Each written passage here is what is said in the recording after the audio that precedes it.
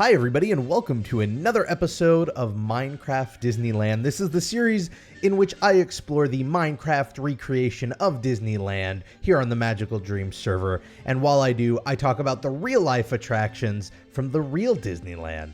Today we're going to be taking a look at a classic attraction that is actually joining a shrinking group of rides that have existed in one form or another since opening day, and that is the Disneyland Autopia.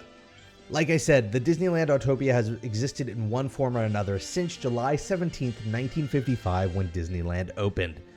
It has a very interesting history because the Autopia that we know today is actually made up of multiple Autopias from the past, and there were even more than that before that. So let me explain. Back in the 1950s, there was more than one Autopia. There was the Tomorrowland Autopia, which was, as the name implies, in Tomorrowland, and there was also a Junior Autopia in Fantasyland. Now, the Junior Autopia was a little bit smaller, and it closed in 1958. It reopened a year later and was known as the Fantasyland Autopia.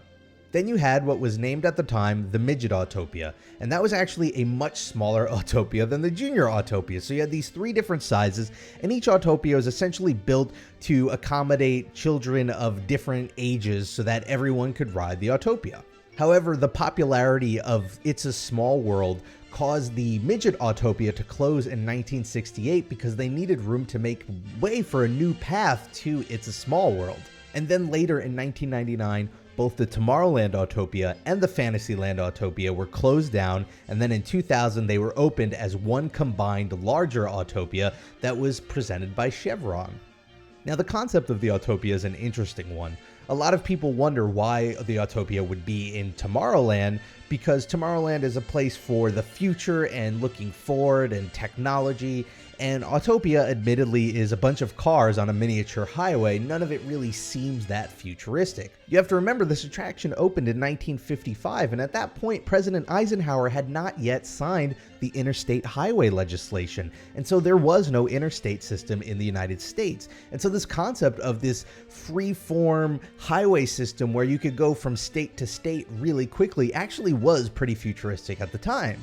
The attraction featured these miniature cars that were designed by legendary Imagineer Bob Gurr, and was very interesting because at first they had just built the cars without any sort of bumper system, and when testing it, they realized that test drivers were essentially destroying these cars by smashing them into other cars.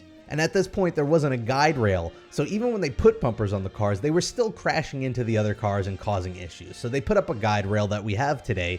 They put up these spring-loaded bumpers, and it was sort of their way of trying to encourage drivers not to smash into other drivers.